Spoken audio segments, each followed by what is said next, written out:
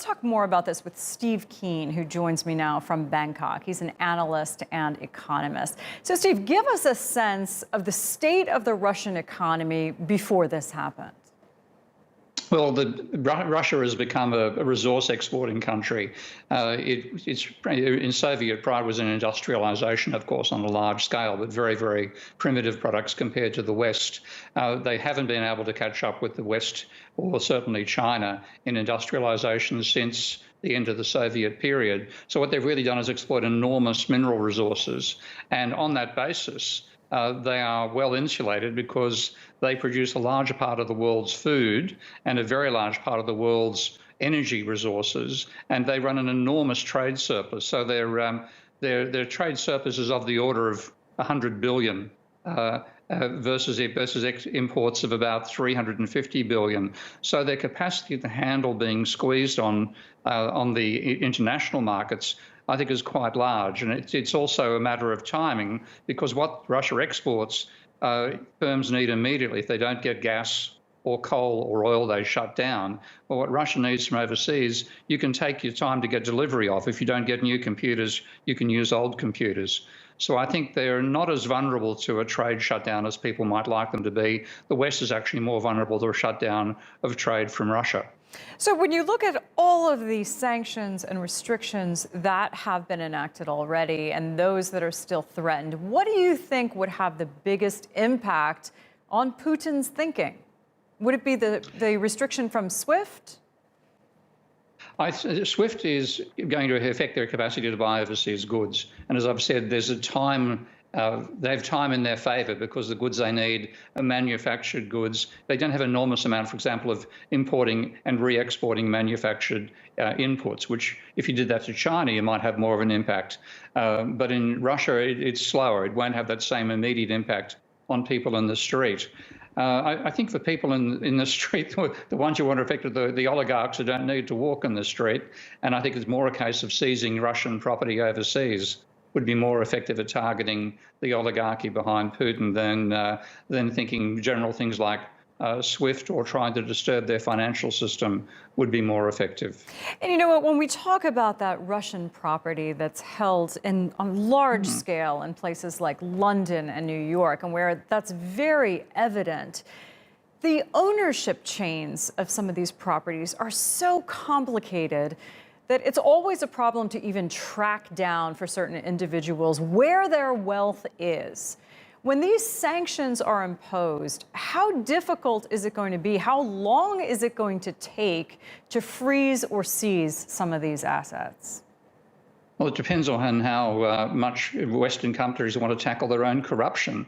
I helped take a bus tour of journalists around the holdings of Russian oligarchs in London some years back, and my hosts on that trip virtually knew who owned every house. So if you just want to say, well, let's actually cut this out and let's distribute these assets to the English poor rather than the Russian rich, it could be done extremely quickly. But I think it's of course, what would then happen to the London Stock Exchange, the London property market, and wealthy people in London who've made a fortune out of what is effectively enabling fraudulent interests or criminal interests to get their money out of Russia and park it overseas. And I think what this is exposing to some degree is the complicity of Western oligarchs in maintaining Russian oligarchs. If they weren't worried about that, they could do it very quickly.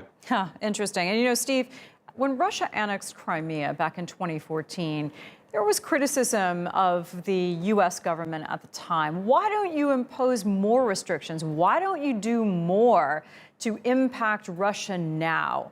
And you know, the answer is valid, that they wanted to hold some leverage, that they didn't want to do everything at once. Do you think that if Western countries imposed these kinds of sanctions after that move, that would have had some deterrence for Putin to make a move like this? No, look, if you look back and see what happened with the Crimea, I mean, I'm not an expert on Russian history, but I understand that Crimea was actually, inverted commas, given to the Ukraine under Khrushchev, literally just a political deal. We'll make Ukraine Crimea part of Ukraine rather than part of Russia. So Crimea was always much more, in that sense, a Russian settlement than the Ukraine obviously is. And there's an enormous mixing, of course, of nationalities across those borders.